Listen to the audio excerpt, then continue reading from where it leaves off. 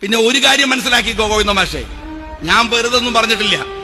2020 കേരളത്തിന്റെ നിയമസഭയിൽ ഇപ്പറയുന്ന മുഖ്യമന്ത്രിയുടെ പൊന്നാര മോള് ഇപ്പൊ SFIO അന്വേഷിച്ചിടക്കണില്ലേ, ആ മോളെ കുറിച്ച് നിയമസഭയിൽ ആധികാരികമായിട്ട് മുഖ്യമന്ത്രിയും അച്ഛനുമായ പിണറായി വിജയന്റെ മുഖത്ത് ചൂണ്ടി ഞാൻ സംസാരിച്ചത്. ഇപ്പോഴെന്താ പറയണത്?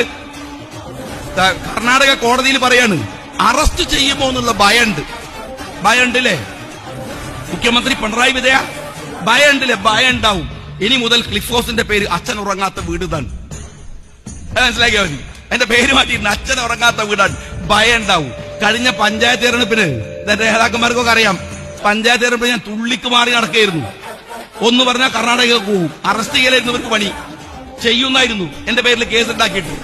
പിന്നെ നിങ്ങൾ വഴി വിളവ് പഠിച്ച സ്കൂളിന്റെ ഹെഡ്മാഷ് ഞാനായതുകൊണ്ട് എനിക്കറിയായിരുന്നു നിങ്ങൾ എവിടെ അറസ്റ്റ് ചെയ്യാൻ എന്താ ചെയ്യാന്ന് അറിയുന്നതുകൊണ്ട് ഞാൻ തന്നെ എടുത്താണ്. എന്നെ പിടിക്കാൻ നോക്കില്ലേ, അറസ്റ്റ് ചെയ്യാൻ നോക്കില്ലേ? ആരെയൊക്കെ ഞാൻ ഏതായാലും ഇങ്ങനെ പറഞ്ഞിറക്കണല്ലേ, പീഡിപ്പിച്ചോ? ഒന്നും അറിയാത്ത എന്റെ ഭാര്യയെ മക്കള് പഠിക്കുന്ന സ്കൂളിൽ പോയിട്ട് അവരെ ഇൻസൾട്ട് ചെയ്യാൻ നോക്കില്ല ഞങ്ങള്? വെറുതെ വിടുന്നതായിരിക്കണോ പിണറായി വിജയൻ? ഞങ്ങളൊക്കെ അങ്ങനെ ഇതെല്ലാം അങ്ങ് സഹിച്ചിട്ട് മറന്നിട്ട് കുറെ കഴിയുമ്പോ കെട്ടിപ്പിടിച്ച് ഉമ്മം വെച്ച് ഒന്നാക്കുന്നതായിരിക്കണ്ടെങ്കിൽ വിചാരിക്കണുണ്ടോ?